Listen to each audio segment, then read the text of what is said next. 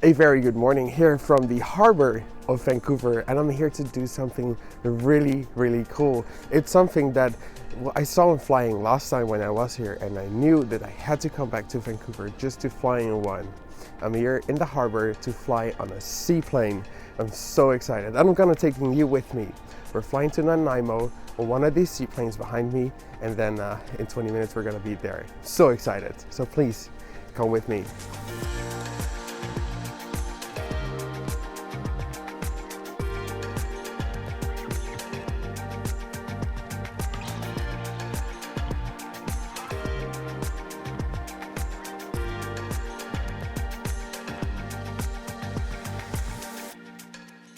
The harbour is conveniently located in downtown Vancouver, just minutes away from Waterfront Station and only half an hour from Vancouver Airport. Once you get here, you're treated with a magnificent view on the harbour and arriving and departing seaplanes, a view that's even better in summer. Unlike Vancouver Airport, you don't have to go through security and you can keep your shoes and your belt on. And there are barely any lines for check-in.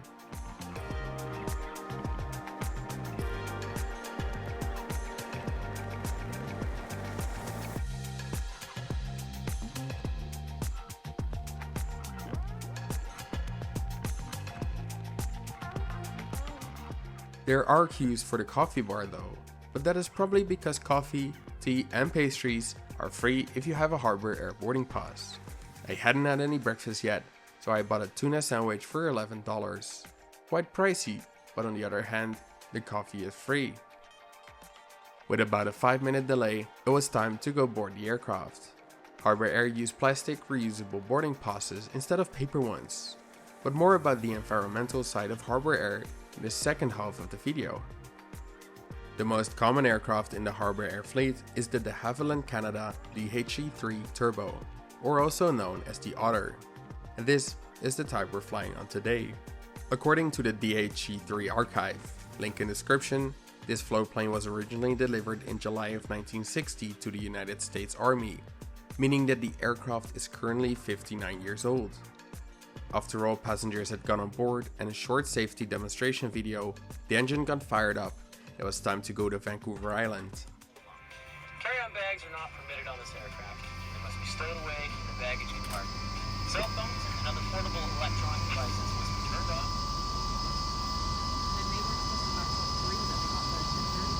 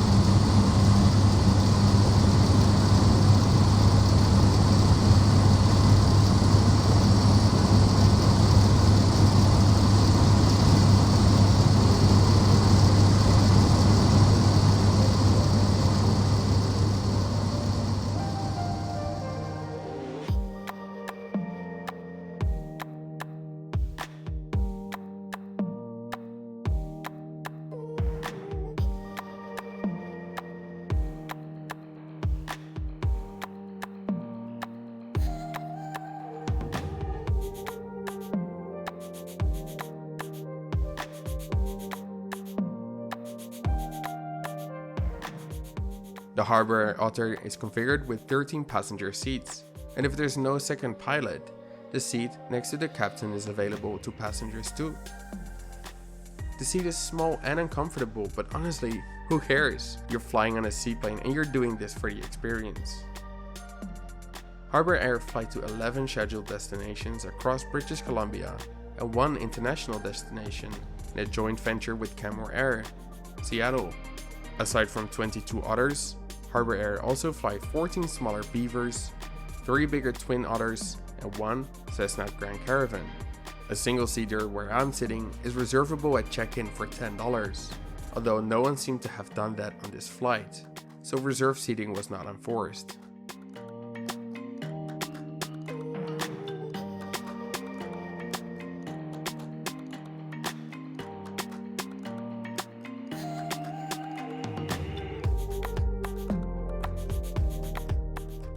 The seat does have a personal air vent and a switch for cabin lights.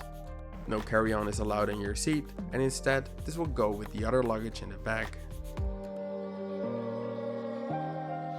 The Otter has no pressurized cabin and can only fly up to an altitude of 3,000 meters or 10,000 feet, although Harbour Air often fly lower than that, and that's quite a unique experience. The engine, however, is really loud, and I would recommend bringing some hearing protection if you plan to fly one.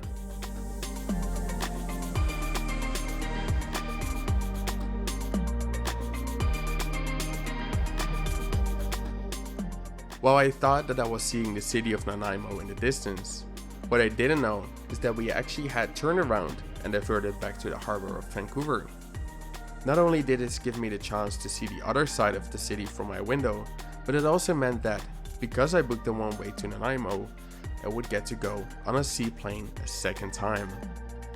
The way the seaplanes land here is something you do have to get used to if you've never flown on a seaplane, as the descent is rather rapid and because you aim for water, but it is so much smoother than I had anticipated.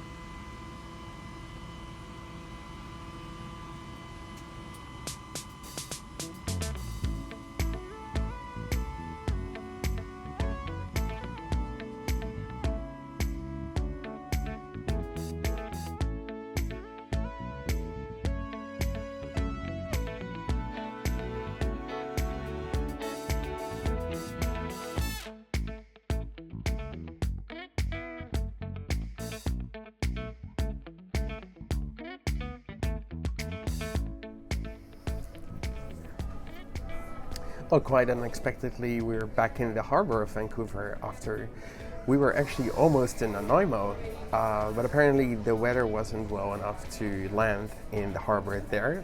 So we flew back all the way to Vancouver, and now we just have to wait till the weather clears up so we can get back on board and go for a second round to Nanaimo. So my day got infinitely better right now.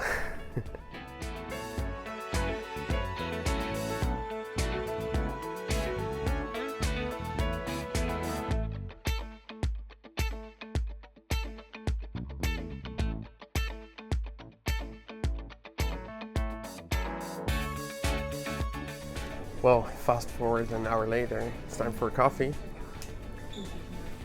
The flight has been cancelled now, and we got rebooked to a new flight now. So that gave us time to have a look at the souvenir shop right here, and for me to buy a little present for someone. So you'll be definitely seeing this cap back in a future video.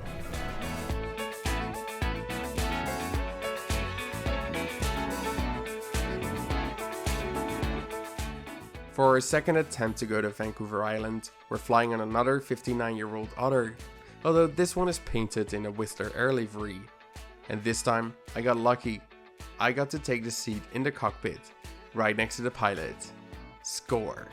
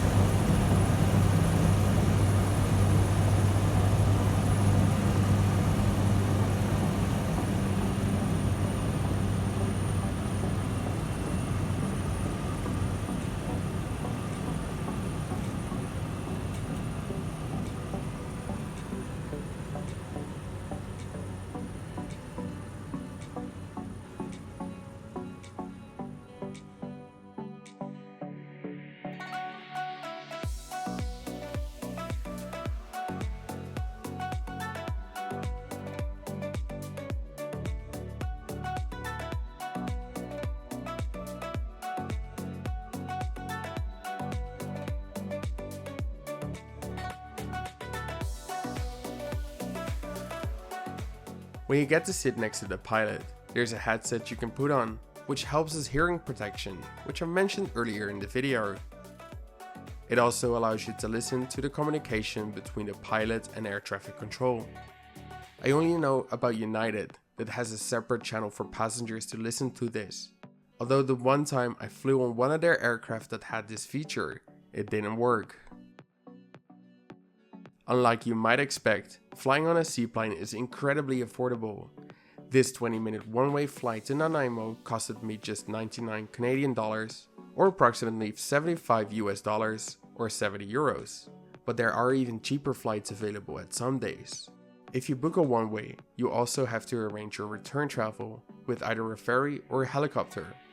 Spoiler, my experience with that helicopter will be up on my channel next week. But if you don't want to be bothered with return travel, Harbour Air also offer tours. A 10-minute panorama flight around downtown Vancouver starts from $99, and is operated year-round, or a 20-minute tour for $135. More tours are offered in summertime. Earlier in the video, I mentioned that Harbour Air used reusable plastic boarding passes, a concept I hadn't seen earlier. Harbour Air also offset 100% of emissions associated with fuel use since 2007, meaning that all 30,000 commercial flights Harbour Air operate each year are carbon neutral. And earlier this year, Harbour Air also announced that they're converting their seaplanes into e-planes, electric planes. This month, November 2019, Harbour Air are actually expecting to operate a first test flight on their converted, fully electric de Havilland Canada DHC-3 divert. These are developments that I'll be following closely, and I hope that I get the chance to fly on one soon. The bad weather that prevented us from landing in Nanaimo in our first attempt seemed to have passed, and a beautiful sunny Vancouver Island slowly appeared in front of us.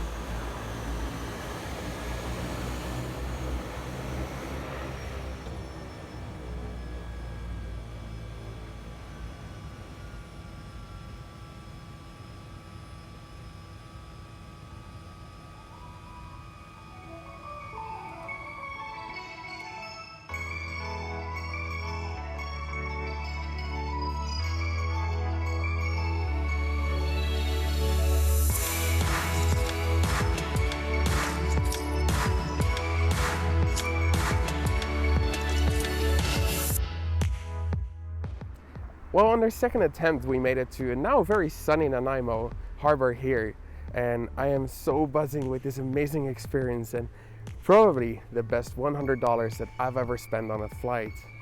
I've got 2.5 hours to spend here, and then I'm going back to Vancouver, but that's going to be a video for another week. For now, I want to thank you so much for watching the video. If you do enjoy watching these videos, give it a big thumbs up, and if you want to see more like this, please subscribe to my channel. See you next week.